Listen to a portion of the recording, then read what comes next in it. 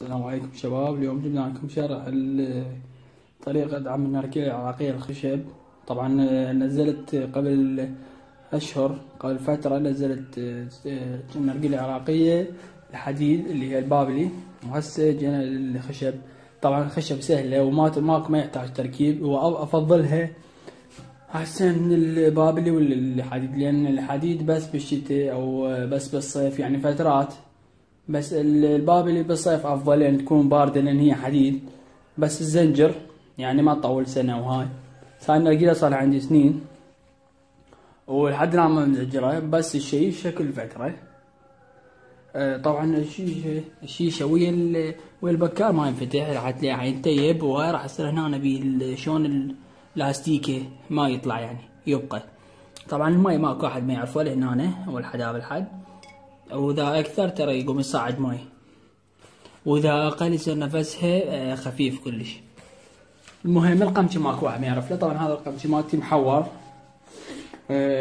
قمشي مال مزايا العادي، بس شنو كنت استخدمه بالصيف، هسه شتاء بس هم يفيد، يعني نفس قوي. بالصيف كنت استخدمه، يعني هذا النفس مالته خفيف كلش، يسحب قوي. واحط له هاي المطاره، اجيب من ذيك القمشي تشلعه، يصير تحوير وياه، يصير ويا المطاره مالته، بس بالصيف يصير بارد كلش ونفس كلش فشي. بالنسبه للمعسل افضل اكثر شيء، يعني بالنسبه لي ادخل ليمون نعناع، بس الشركه اللي افضلها هي مزايا. طبعا كنت فاخر، بس يعني الماي مالته هوايه، مزايا اطيب اشوفها واحسن. بالنسبه للمعسل طبعا اللي يقول لك من تحط المعسل تغسله وهاي، يقول له لا حبيبي غلطان، لان هذا الماي اذا ما بي ماي راح يروح الطعم. عرفت شلون؟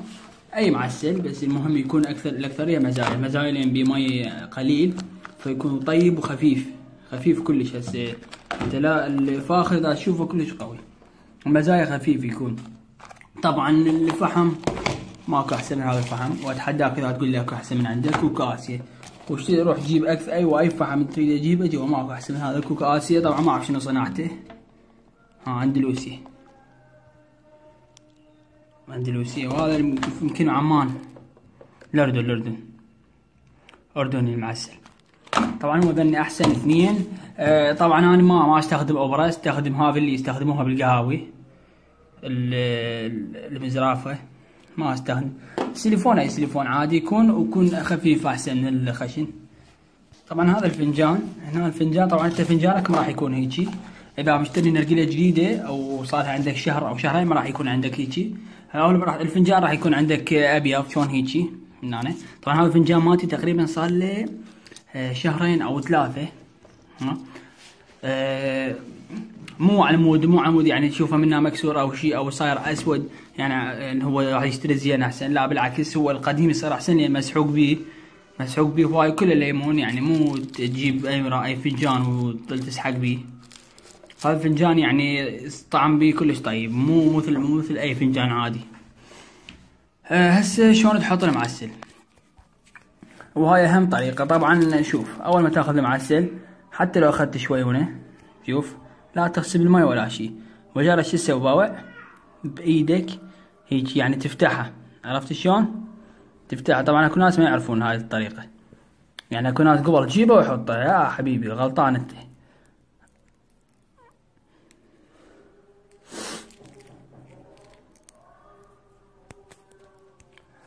طبعا ورا ما تكمل، لان هسه انا ما دا اسيطر، راح اكملها باثنين جناتي. ورا ما تكمل راح تسوي فراغ بالنص، هذا بالنص هنا تسوي فراغ. طبعا يراد لك دنبوس هنا باوع، سوي فراغ حتى شنو اكو زرف بالنص، طبعا لازم يبقى فارغ حتى شنو يصير نفس شويه زين. نكمل المعسل واجيكم. طبعا هاي بعد ما كملنا، وهسه راح نحط المعسل، نحط السيليفون ونزرف. طبعا بعد ما حطينا المعسل والسيليفون، هسه راح نجي نزرف. مثل ما قلت لكم انا ما راح استخدم الاوبرا، استخدم هذا اللي يستخدموها بالقهاوي، اسهل واحسن ومرتب، وحتى يعني ظروفه كبار، مو تقول صغار مثل الاوبرا وما تسيطر عليها. لا، هاي مره واحده فقط، كلش حلوه. هي كملت النرجيله هسه، بس مجرد نجيب الفحم اللي وانا هسه حاطه عنه، صار تقريبا 4 دقائق. السلام عليكم.